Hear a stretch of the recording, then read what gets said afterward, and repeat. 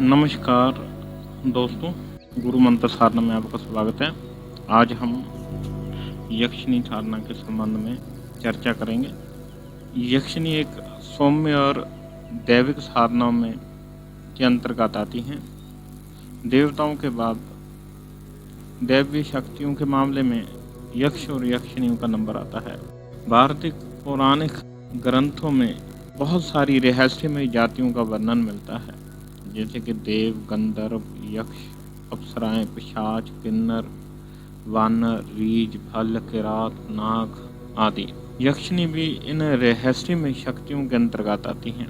देवताओं के कोषाध्यक्ष महर्षि विश्रवापुत्र कुबेर भी यक्ष जाति के हैं। जैसे कि देवताओं के राजा इंद्र हैं, वैसे ही यक्ष और यक्षिणियों के राजा कुबेर हैं। कुबेर को यक्षराज बोला जाता है।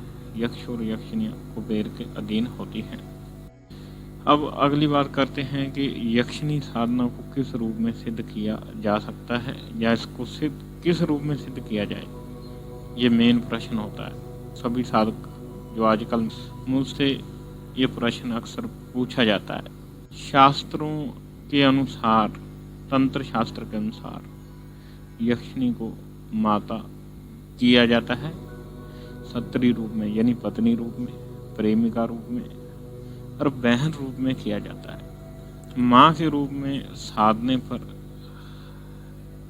यक्षिणी ममतामयी होकर साधक को पुत्रवत पालन करती हैं, तो बहन रूप में इसको भावनामयी होकर सहयोगात्मक होती है, और पत्नी रूप में और प्रेमिका रूप में साधने पर उस साधक को उनसे अनेकों सुख प्राप्त होते हैं, किंतु साधक को अपनी पत्नी और संतान से दूर हो जाना पड़ता है।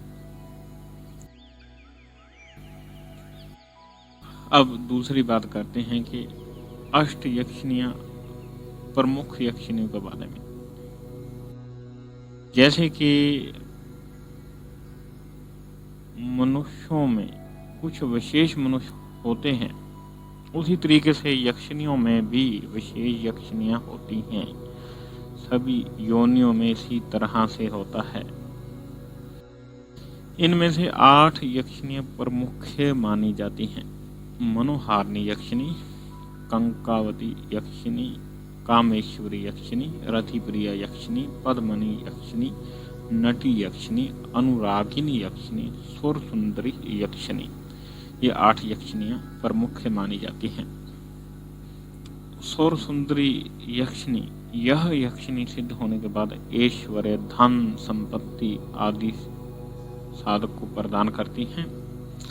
वहीं मनोहारिणी यक्षिणी सिद्ध होने पर व्यक्ति का सम्मोहक बना देती है, साधक को सम्मोहक बना देती है कि हर व्यक्ति उसके सम्मोहन पाश में बंध जाता है। कंकावती यक्षिणी को सिद्ध करने पर साधक को तेजस्वता आ जाती है। यह साधक को हर मनोकामना को पूर्ण करने में सहायक होती है। ये थी कंकावती यक्षिणी। कामेश्वरी यक्षिणी साधक को पोष्य प्रदान करती है, सभी मनोकामनाओं को पूरा करती है। रति प्रिय करता है, नियमित रूप से अगर साधक करता है तो उसको निश्चय ही कामदेव और रति के समान सौंदर्य मिलता है। रतिप्रिया यक्षिणी अगर वो सिद्ध कर लेता है, निश्चय ही उसको कामदेव और रति के समान सौंदर्य मिलता है। पद्मनी यक्षिणी अपने साधक को आत्मविश्वास, स्थिरता प्रदान करती है और हमेशा उसे मानसिक बल प्रदान करती रहती है, जिससे साधक की जिंदगी में बहुत बड़ी तरक्की वो हासिल करता है। साधक अपनी जिंदगी में बहुत कुछ प्राप्त कर जाता है। नटी यक्षिणी को तो विश्वामित्र जी ने सिद्ध किया था। यह अपने साधक को पूर्ण रूप से सुरक्षा प्रदान करती है और सर्व मनोकामनाओं को पूर्ण करती है। अनुरागिनी यक्षिणी साधक के ऊपर अगर प्रसन्न हो जाए धन, मान, यक्ष आदि प्रदान करती है। उस साधक की हर इच्छा को पूरा करती है। ये थी प्रमुख यक्षिनियाँ के बारे में हमने आपको बताया है। यक्षिणी साधना की एक विशेषता और भी है कि ये बहुत जल्दी सिद्ध होने वाली शक्तियों में से एक है। इसका कारण भी आपको आज बताता हूँ। हमारे प्राचीन भारतीय ग्रंथों में बहुत सारे लोगों का वर्णन मिलता है। इसी ब्रह्मांड में कई लोग हैं।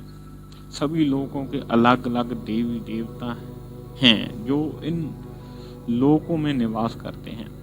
पृथ्वी में इन सभी लोगों की दूरी अलग अलग है। कोई ज़्यादा नज़दीक है, कोई ज़्यादा दूर है। सामान्यतया है कि नज़दीक लोक में रहने वाली देवी देवता जल्दी प्रसन्न होते हैं, क्योंकि लगातार ठीक दिशा और समय पर किसी मंत्र विशेष की साधना करने पर उन तक तरंगें जल्दी पहुंचती हैं। यही कारण है कि यक्षिणी साधना अन्य साधनाओं से जल्दी सिद्ध होती है, क्योंकि यक्षिणियों का लोक पृथ्वी के बहुत ही नजदीक है। ये यक्षिणियों के संबंध में रहस्यमय बातें आज मैंने आपको बताई हैं। अगर हमारा आपको वीडियो बहुत अच्छा लगा हो तो आप हमारे वीडियो को लाइक करें, कमेंट करें। अगर किसी और शक्ति के बारे में आप विस्तार सहित जानकारी लेना चाहते हो या कोई विशेष साधना के बारे में जानकारी लेना चाहते हो तो आप कमेंट बॉक्स में वो चीज़ लिखें। नमस्कार, जय महाकाल।